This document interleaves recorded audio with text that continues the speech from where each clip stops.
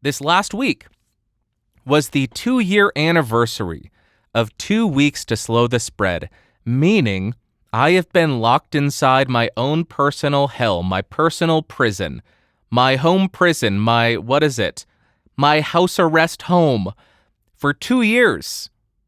2 years I have been locked inside here. And I figured, what better way to celebrate than maybe buy a watch? Because I'm not going to buy a watch for 300 episodes. It has to be 500, right? It has to be 500. You can't just do it for every 100. That's too much. So it's got to be 500 episodes. So maybe in the future I'll buy a watch. But what other way to celebrate than to discuss how I coped with it and kept from completely losing my damn mind? I'll tell you, it wasn't easy. I nearly lost my mind, and some people would argue that I did lose my mind multiple times.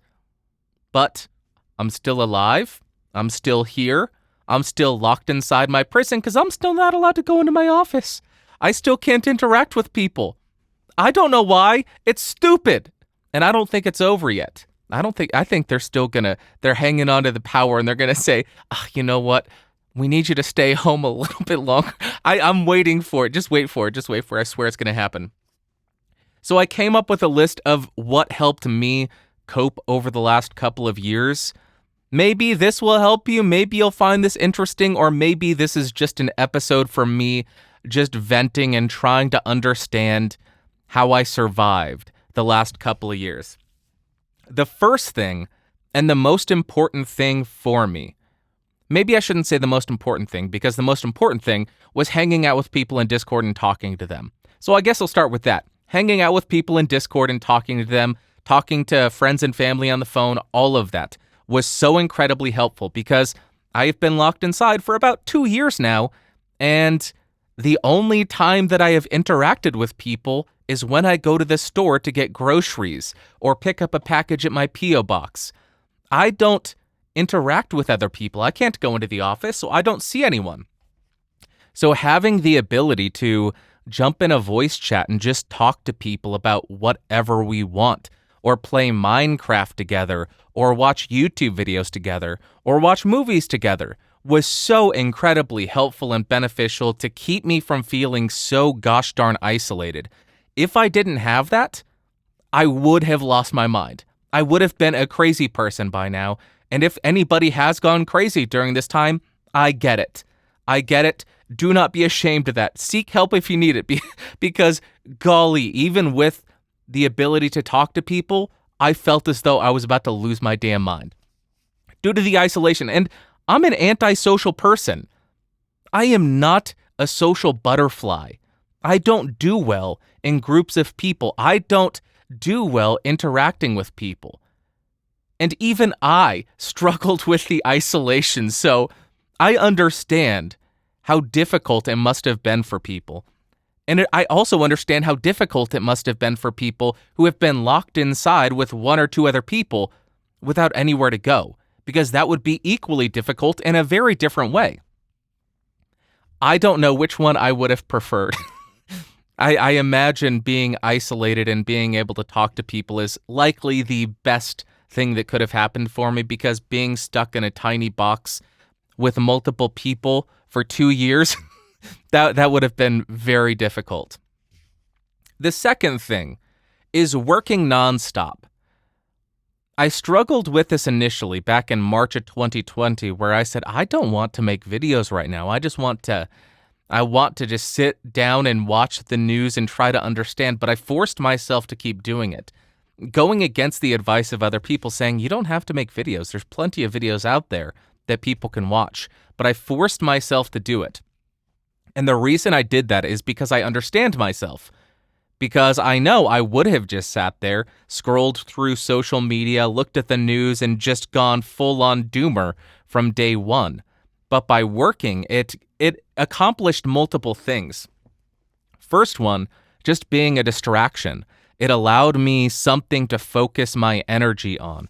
Okay, I need to go ahead and do this. And while I'm recording a review and recording a podcast or doing this, I can't really focus on any of that craziness that's happening, so it's a great distraction.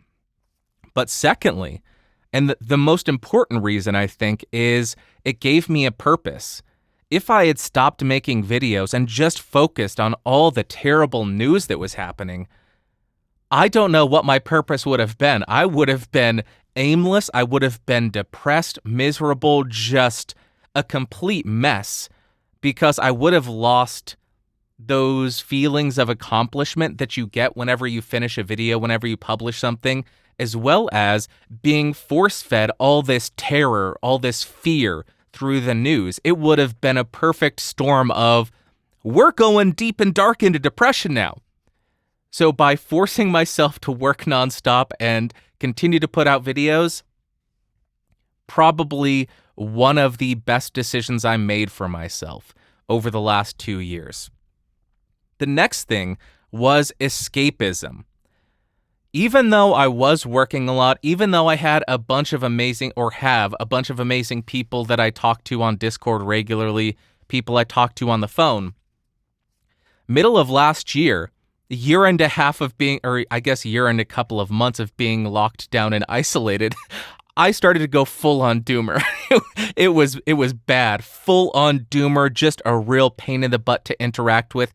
Hated everything, didn't want to do anything, and escapism is what helped me.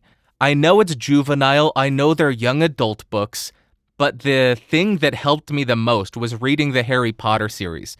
That was so incredibly beneficial, and the reason why I knew that I was in a dark place, I was reading it thinking, gosh, I would love to be an 11-year-old going away to some boarding school, some wizarding school. I don't want to be 11 again. That would be a nightmare. Do you remember what it was like being 11? It was terrible. You were awkward. You didn't understand anything. No, that would be horrible. But I was down so bad. I think that means something else. I don't know all this slang. Although I guess, yeah.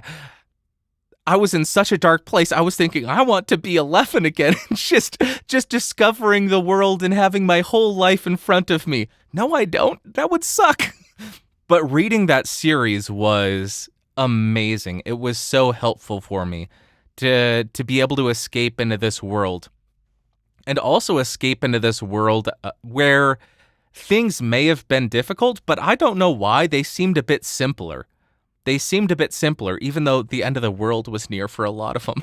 So maybe it wasn't simpler, but being a third party just looking in on the world of Harry Potter and J.K. Rowling, it was amazing. But it wasn't just Harry Potter. I never did this, but I had a real hankering for watching early 2000s teenaged melodrama. So I had this desire to buy The O.C. I never did. I still haven't watched it, but I imagine that would be fun to rewatch. And the reason why that seemed so appealing is because I wanted to exist in a world where the most complicated and most important thing is that girl that I like slept with that guy that I hate. And now I don't get to be with the girl. Like, that seems so simple now. Instead of these geopolitics, this plague, this governmental overreach, this terror, that seemed so simple.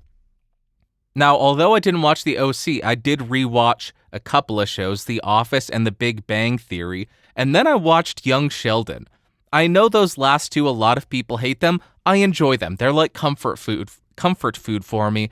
And then I discovered a new show thanks to my friend Sylvie, Veronica Mars.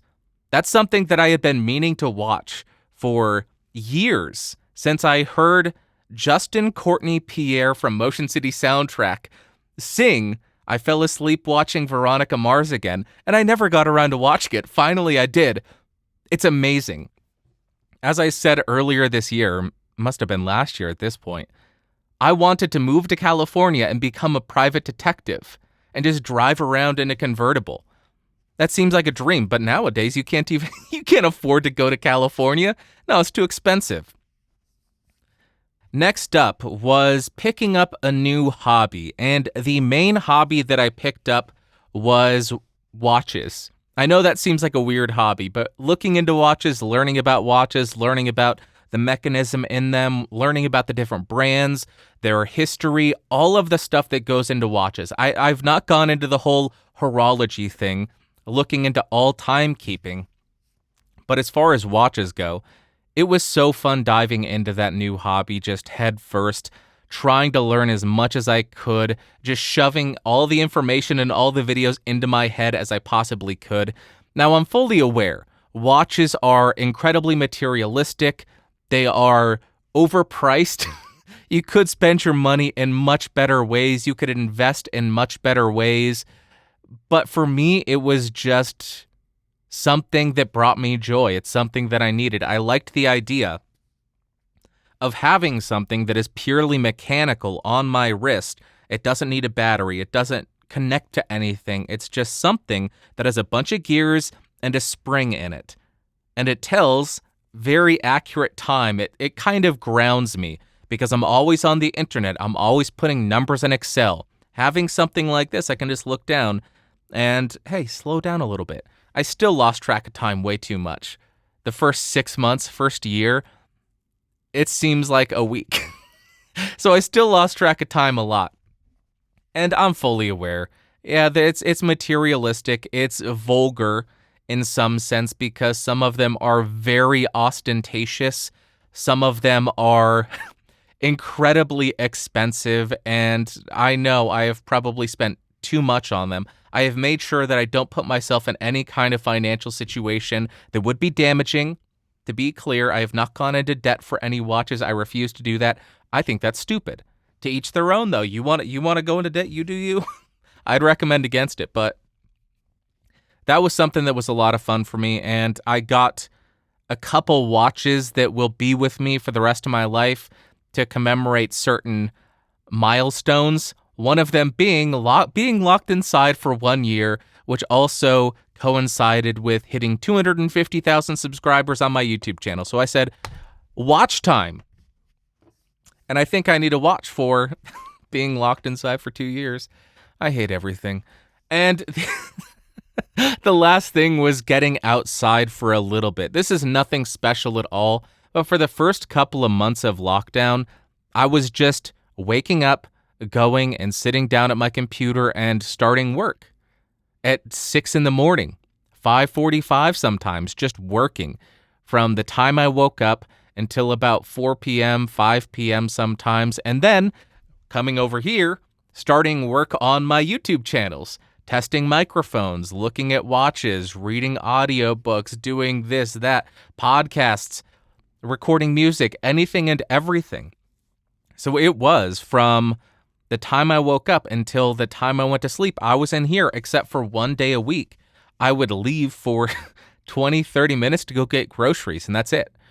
So I started after that. I realized, oh, this is not healthy. So I started going for 2-mile walks every morning.